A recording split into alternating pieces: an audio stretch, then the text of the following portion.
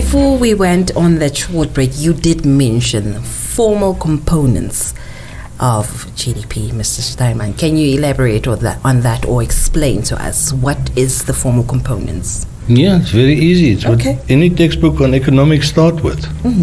Yeah, consumption plus investment plus government spending plus net export. That's it.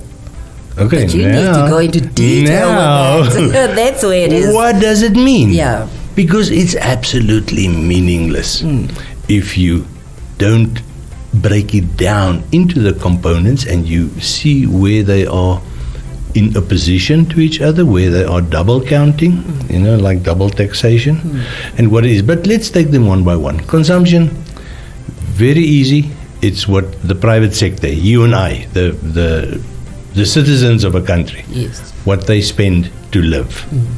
Now, it's fairly easy to determine consumption. Why? What do you spend every month?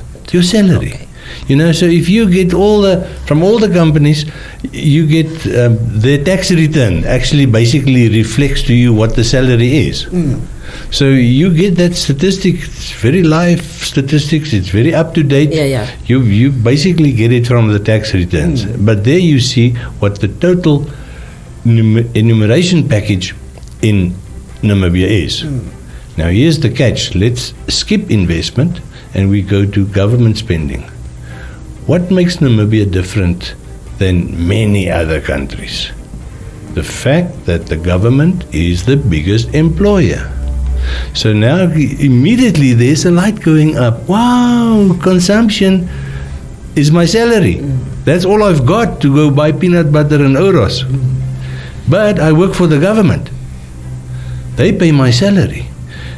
But government spending, in other words, budget, is one of the components of GDP. So what does it show you?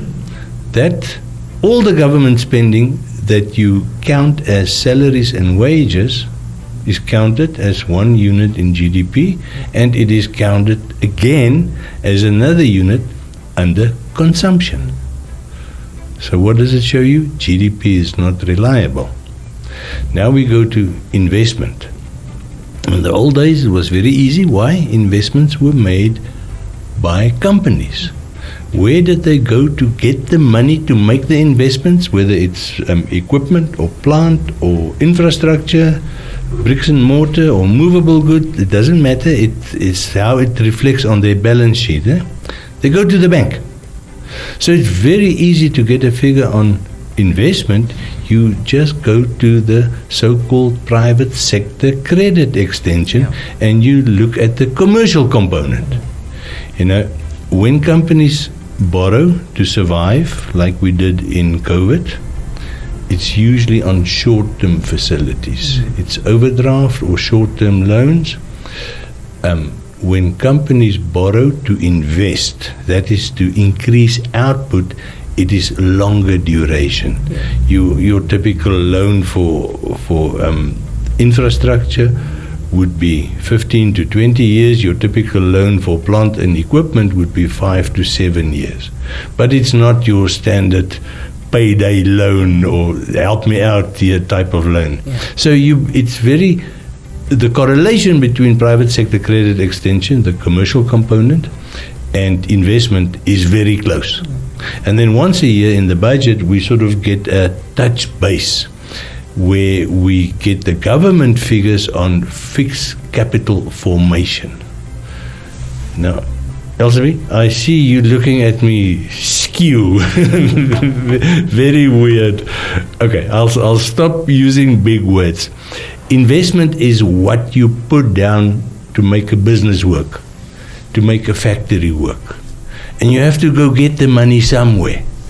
Because if it's a public company or a listed company and you take the shareholders' share, which you call dividend, and you say there's no dividend this year. Why? Because we're putting up a new factory with the faint hope that maybe 5 years from now there's a bigger dividend.